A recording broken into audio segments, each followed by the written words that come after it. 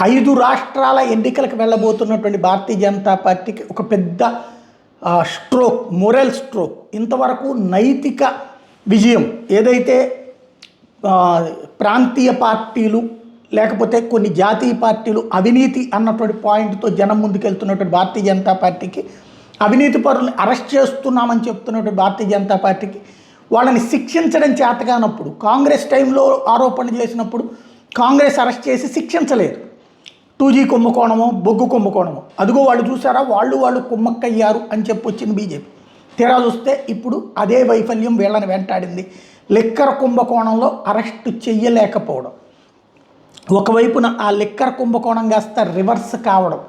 ఇవాళ భారతీయ జనతా పార్టీ రేపు 5 రాష్ట్రాల్లో ఒక అస్సాం తప్ప మిగతా 4 రాష్ట్రాల్లో గట్టి ఫైటే ఉంది. అది తమిళనాడు కావచ్చు, కేరళలో కావచ్చు, బెంగాల్లో కావచ్చు, పాండిచ్చేరిలో కావచ్చు.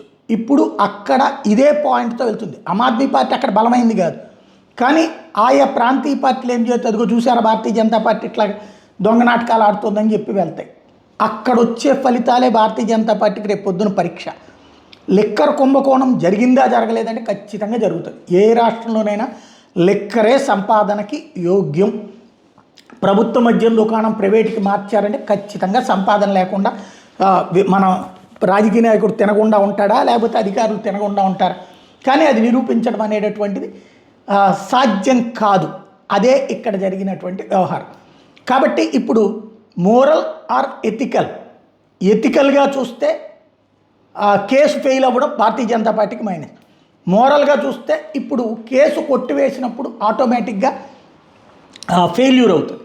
ఈ ఓవరాల్ పరిణామాల్లో మోరల్గా అవతల వాళ్ళకి బలం వచ్చినట్టు అవుతుంది. ఈ ఇంపాక్ట్ భారతీయ జనతా పార్టీ ఎలా అధిగమిస్తుంది 5 రాష్ట్రాల ఎన్నికల్లో చూడాలి ఏప్రిల్ తర్వాత.